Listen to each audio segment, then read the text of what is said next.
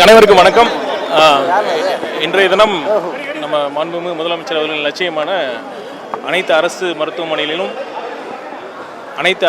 மருத்துவமனைகளிலும் தரமான சிகிச்சை வழங்கணும் அப்படிங்கிறத அந்த நோக்கத்திற்காக இன்னைக்கு கலைஞர் சூப்பர் ஸ்பெஷாலிட்டி ஹாஸ்பிட்டலில் நம்ம எம்எல்ஏவோட சைதாப்பேட்டை எம்எல்ஏ அவர்களுடன் நம்ம ஆய்வு மேற்கொண்டோம். இங்கே இருக்கிற ஃபெசிலிட்டிஸ்லாம் பார்வையிட்டோம். பொதுமக்கள்கிட்டையும் நம்ம பேசினோம். இங்கே சில குறைகளும் சொன்னாங்க. அது கூடிய விரைவில் நம்ம அது சரி செஞ்சு கொடுப்போம். அப்புறம் முக்கியமாக நேற்றைய தினம் பார்த்திங்கன்னா நம்ம சுப்ரீம் கோர்ட்டில் சூப்பர் ஸ்பெஷாலிட்டி சம்பந்தமாக ஒரு தீர்ப்பு வந்தது. அதை பற்றி முன்னாள் முதல்வர் அவர்கள் கூட ஒரு அறிக்கை வெளியிட்டிருந்தார்.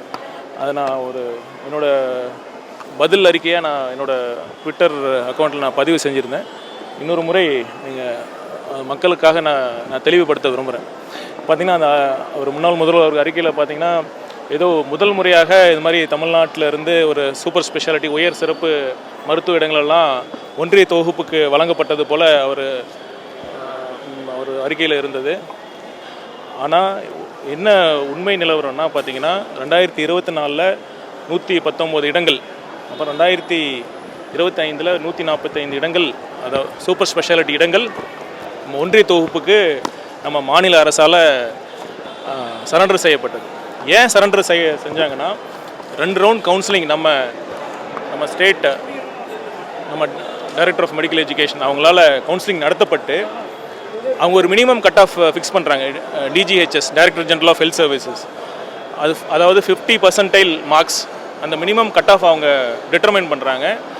அந்த 50% மார்க்குக்கு கம்மியாக இருக்கிறதுனால நிறைய டாக்டர்ஸ் இருந்ததுனால அந்த 50% கட் ஆஃபுக்கு மேலே குறைவான டாக்டர்ஸே இருந்தனால அதாவது அந்த நமக்கு ஒதுக்கப்பட்ட இடங்களும் ஃபில் ஆகாமல் போயிருந்தது. அதனால் கடந்த திமுக ஆட்சியில் 2024-25 மாநில தொகுப்பிலிருந்து ஃபில் ஆகாத சூப்பர் ஸ்பெஷாலிட்டி இடங்கள் ஒன்றிய தொகுப்புக்கு எந்தவித நிபந்தனையும் இன்றி எந்தவித எதிர்ப்பும் இன்றி சரண்டர் செய்யப்பட்டது. ஆனால் இந்த வருஷம் நம்ம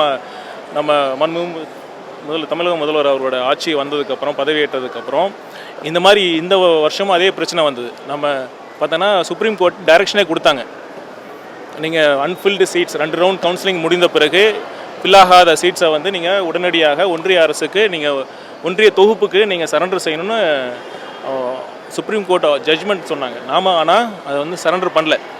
அதை ஹெல்த் செக்ரட்டரி மேலே கண்டெம்ட்டும் சுப்ரீம் கோர்ட்டில் கண்டெம்ட் கேஸும் ஃபைல் பண்ணிட்டாங்க. நம்ம சுப்ரீம் கோர்ட் ஆர்டர் கொடுத்தோம், இன்னும் ஏன் சரண்டர் பண்ணலன்னு சொல்லி அதை எதிர்த்து நாம் ஒரு ரிட் பெட்டிஷன் ஃபைல் பண்ணோம்.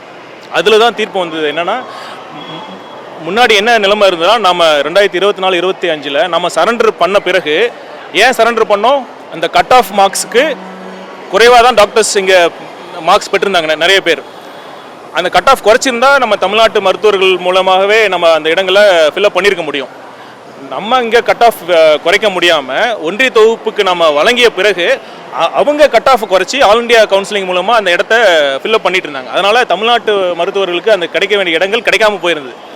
இந்த வருஷம் நம்ம ஸ்ட்ராங்காக சுப்ரீம் கோர்ட்டில் என்ன வாதாடணும்னா, கண்டிப்பாக இந்த மாதிரி நாங்கள் எங்ககிட்டயே நிறைய டாக்டர்ஸ், இந்த சர்வீஸ் டாக்டர்ஸ், அரசு மருத்துவர்கள்லாம் இருக்காங்க. கட் ஆஃப் அதிகமாக வச்சது ஒரே காரணத்துக்காக எங்களால் ஃபில்அப் பண்ண முடியல.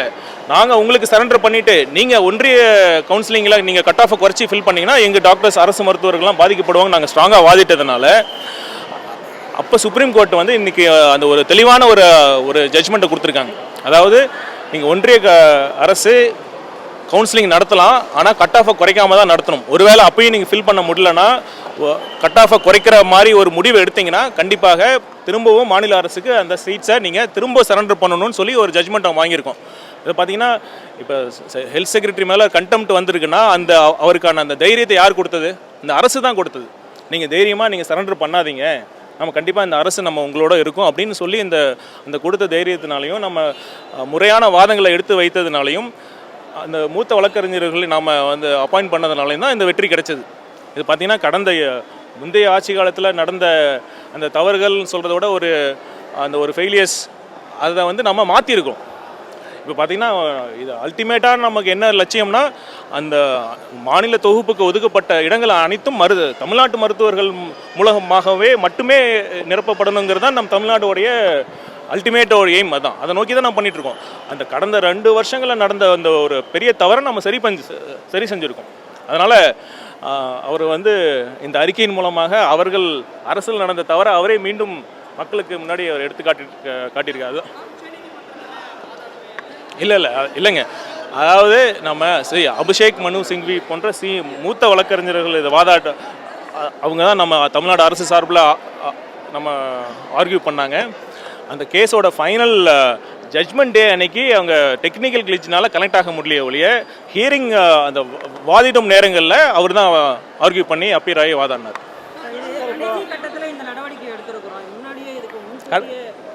கடைசி கட்டத்தில் இல்லைங்க, பார்த்தீங்கன்னா உரிய நேரத்தில் தான் நம்ம சரண்டர் பண்ணாமல் அந்த சுப்ரீம் கோர்ட் ஜட்ஜ்மெண்ட் வர வரைக்கும் நம்ம சரண்டர் பண்ணாமல் தான் இருந்தோம். அதனால் வந்தது பிறகு தான் அந்த கண்டிஷன் சுப்ரீம் கோர்ட்டோட கண்டிஷன்ஸை படி தான் நம்ம சரண்டர் பண்ண போகிறோம்.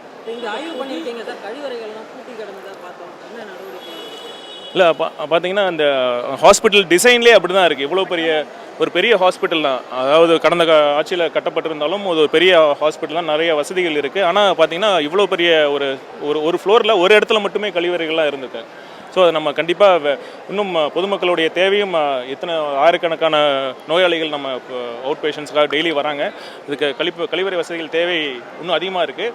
நம்ம பிடபிள்யூட்ட பேசிட்டு வேறு இன்னும் அதிக அளவில் நம்ம கழிவறைகளை ஏற்படுத்தி கொடுக்க முடியும். நம்ம எப்படி இதே மருத்துவமனையில்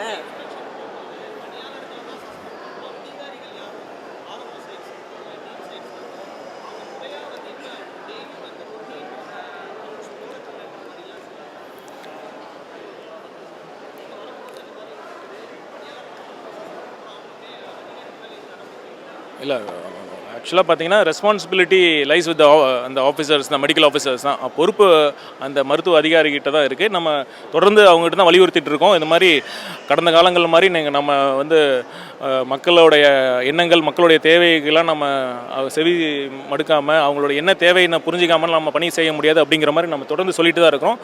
இந்த மாற்றங்கள் இது கண்டினியூஸ் ப்ராசஸ். கண்டிப்பாக வருங்காலங்களில் இந்த மாதிரி எங்கெங்கெல்லாம் சில கேப்ஸ் இருக்கோ அதெல்லாமே நம்ம சரி செய்ய அனைத்து நடவடிக்கைகள் எடுப்போம். மகப்பேறு நிதி விடுவிக்கப்படவில்லை பல புகார்கள் இருந்துச்சு. மகப்பேறு நிதி விடுவிக்கப்படவில்லை புகார்கள் இருந்துச்சு. தொடர்ந்து டீடைல்ஸ் கொடுங்க, நான் என்னென்ன பார்க்குறேன். அதே மாதிரி ஆயுஷ் மருத்துவர்கள் அலோபதி மருந்துகளை பரிந்துரைக்கிறாங்க. யாருங்க? ஆயுஷ் மருத்துவர்கள் அலோபதி மருந்துகளை தனியாக கிளினிக் நடத்தி பரிந்துரைக்கிறதா பல இடங்களில் குற்றச்சாட்டுகள். அதே மாதிரி பதிவு செய்யாத மருத்துவர்களும் அங்கங்கே கிளினிக் வச்சு பண்ணிட்டு இல்லை, ஆயுஷ் சில மெடிசின்ஸ் ப்ரிஸ்கிரைப் பண்ணலாம். நீங்கள் ஏதாவது ஸ்பெசிஃபிக்காக அந்த மாதிரி இருந்ததுன்னா சொல்லுங்கள், கண்டிப்பாக இது மாதிரி அதுக்கு ஆக்ஷன் எடுக்கலாம்.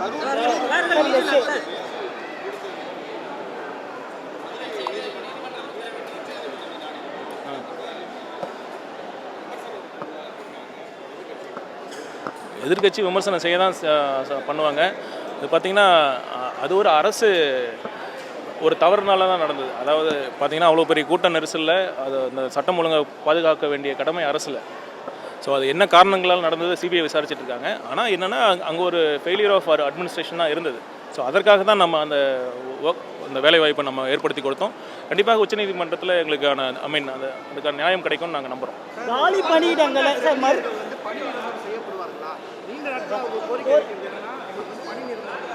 இல்லை, இந்த கோரிக்கை பார்த்திங்கன்னா கடந்த காலங்களில் அது பண்ணாமல் இருந்தாங்க. இது நம்ம மாண்புமிகு முதலமைச்சர்கிட்ட அந்த கவனத்துக்கு எடுத்துகிட்டு போய் உரிய நேரத்தில் ஒரு நல்ல முடிவு எடுக்கப்படும். இந்த துறையில் லேப் டெக்னீஷியன் மயிலாடுதுறையில் பார்த்தீங்கன்னா ஹாஸ்பிட்டலில் எல்லா ஃபெசிலிட்டிஸும் இருக்கும். ரீப்ளேஸ்மெண்ட் ஹார்ட் சர்ஜரி பண்ணுற அளவுக்கு இருக்குது. ஆனால் ஒரு எமர்ஜென்சிக்கு ஒரு டாக்டர் அட்டன் பண்ணுறது கூட ஃபெசிலிட்டி எல்லாருமே report to Thiruvarur, report to Thanjavur தான் டைவர்ட் பண்ணிக்கிட்டு இருக்காங்க. இதை பாருங்கள், எங்கள் அப்பா அம்மாவுக்கும் மாதம் நான் அங்கேருந்து 3 நாள் இங்கே தங்கி ட்ரீட் பண்ணி கிடைக்கிறேன். ஏன்னா இங்கே தான் எனக்கு எல்லா அக்சசிபிலிட்டியுமே கிடைக்குது. இதே மயிலாடுதுறை எந்த ட்ரீட்மெண்ட் பார்த்தீங்க? மயிலாடுதுறையிலேருந்து ரெஃபர் பண்ணுறாங்களா? மயிலாடுதுறையிலேருந்து பார்த்தீங்கன்னா ஏதாவது ஒரு எமர்ஜென்சி போன டேப்லெட் இருக்க மாட்டேங்குது. எந்த ஒரு எமர்ஜென்சி உங்களோட கேஸ் என்ன? கேஸ் ஷீட் மாற்றி உங்களோட கேஸ் என்ன? இல்லை பேஷண்ட்ஸ் என்ன கேஸுக்கு வந்திருக்காங்க? இங்கே நான் டயபெட்டாலஜிக்கு இன்டர்வென்ஷன் ரேடியாலஜிக்கு அங்கே கிடையாது. பட் இன்டர்வென்ஷன் ரேடியாலஜி இங்கே இருக்காது சார். இன்டர்வென்ஷன் ரேடியாலஜி கூட சரியா கிடைக்க மாட்டேங்குது டிஸ்ட்ரிக்ட். அந்த எல்லாமே அது பார்த்தீங்கன்னா மாவட்ட தலைமை மருத்துவமனையில் தான் அந்த வசதி இருக்குது. இன்டர்வென்ஷனல் ரேடியாலஜி அது அங்கே இருக்கு. இன்ஃப்ராஸ்ட்ரக்சர் அவ்வளோ இருக்கு ரீப்ளேஸ்மெண்ட் ஹார்ட் சர்ஜரி சரி. பண்ணுற எல்லா ஃபெசிலிட்டிஸ் சரி. இருக்கு ஆனால் டாக்டர்ஸ் கிடையாது சரி, சரி. எம்எஸ் கிடையாது ஒரு எம்டி கிடையாது ஒரு ஸ்பெஷாலிஸ்ட் பர்சனே கிடையாது சரி கண்டிப்பாக சார் பார்க்கலாம் இப்போ ஒரே நடுவு தேங்க்யூ